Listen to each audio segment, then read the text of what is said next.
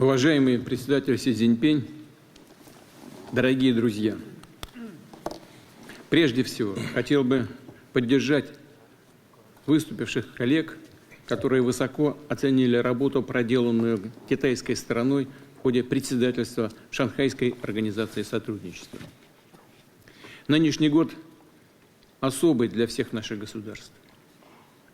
9 мая в Москве торжественно отмечался юбилей победы в Великой Отечественной войне и разгрома нацистской Германии.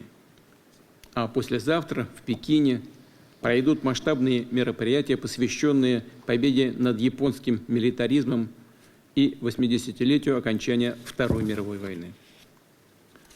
Сокрушить нацизм и милитаризм удалось благодаря сплочению народов многих стран мира.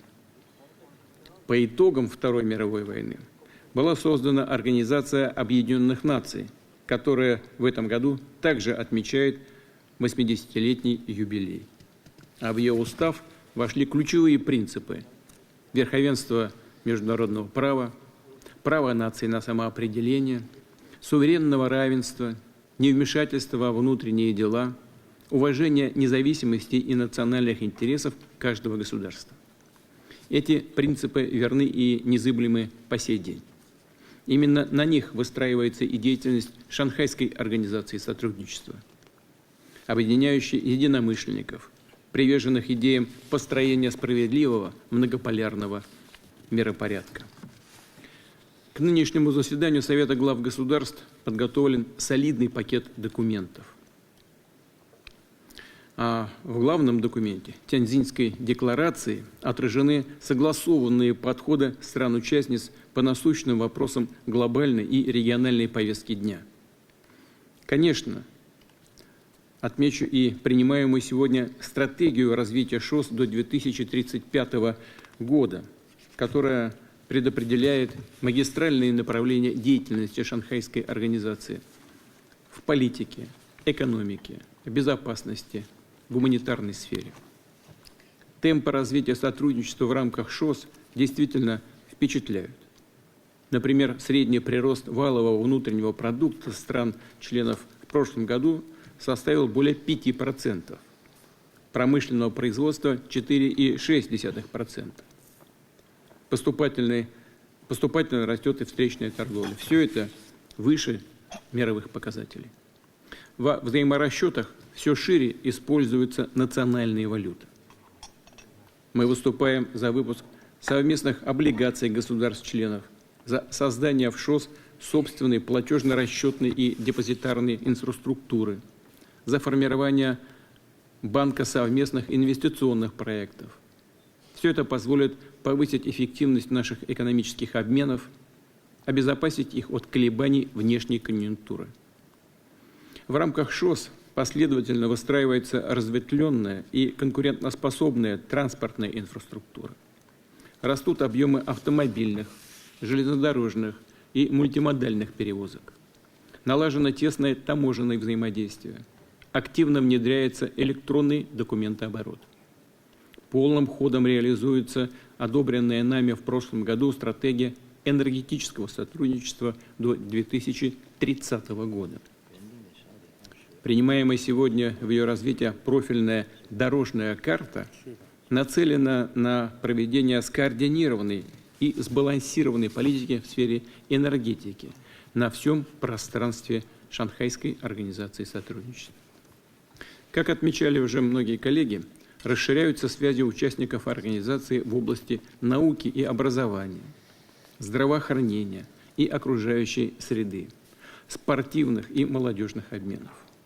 Успешно работает университет ШОС, объединяющий 77 вузов из наших государств. Регулярно проводятся форумы ректоров университетов, активизируется диалог между студентами, аспирантами и преподавателями. Уважаемые коллеги, наша организация последовательно наращивает влияние в решении актуальных международных вопросов, выступает мощным локомотивом процессов глобального развития и утверждения подлинной многосторонности.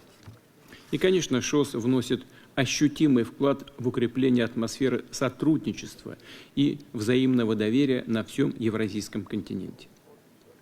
помогая тем самым заложить политические и социально-экономические предпосылки для формирования в Евразии новой системы стабильности, безопасности и мирного развития. Системы, которая пришла бы на смену отжившим евроцентричным и евроатлантическим моделям и учитывала бы интересы максимально широкого круга стран, была бы подлинно сбалансированной, а значит, не допускала бы попыток одних государств обеспечить свою безопасность за счет безопасности других. Пользуясь случаем, хочу сказать, что таких же подходов российская сторона придерживается и в отношении кризиса вокруг Украины. Напомню в этой связи, что этот кризис возник не в результате нападения России на Украину, а в результате государственного переворота на Украине, который был поддержан и спровоцирован Западом. А затем попытками с помощью вооруженных сил подавить сопротивление тех регионов Украины и тех людей на Украине, которые этот переворот не приняли, не поддержали.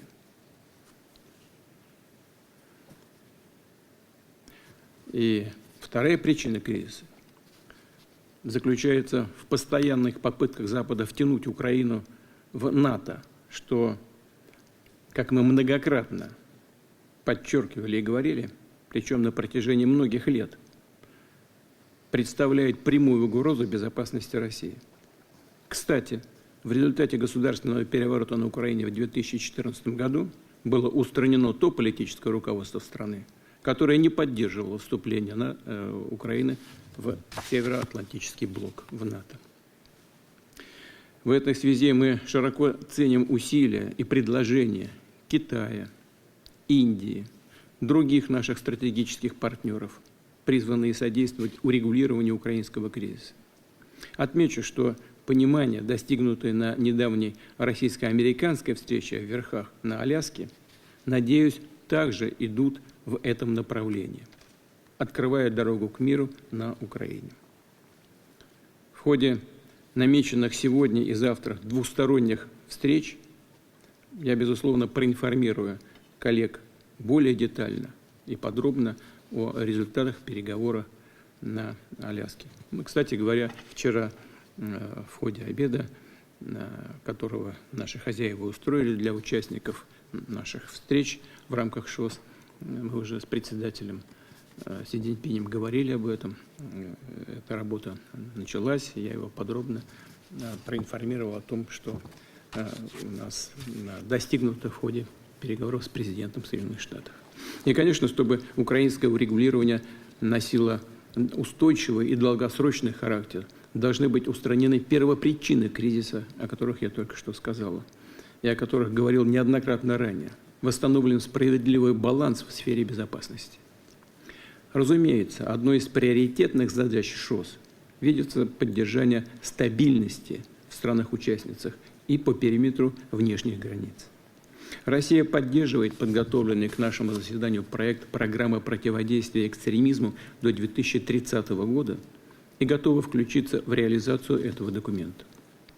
Крайне важным также считаем выносимое на подписание сегодня соглашение об учреждении в Ташкенте универсального центра ШОС, который займется реагированием на весь спектр современных вызовов и угроз, и об открытии в Душанбе отдельного антинаркотического центра. Рассчитываем, что эти центры начнут работу уже в самое ближайшее время.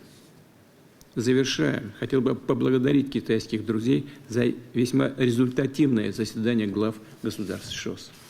Уверен, что вопросы выполнения достигнутых здесь, в Тяньцзине, договоренностей будут предметно рассмотрены на заседании Совета глав правительств ШОС, которое, как условлено, пройдет в ноябре в Москве. Будем рады видеть делегации всех ваших стран, дорогие друзья. Естественно, желаю успеха президенту Киргизии Садыру Нургазиевичу Жапарову и киргизским коллегам, которым после нынешнего саммита переходят функции председательства в Шанхайской организации сотрудничества. Благодарю вас за внимание.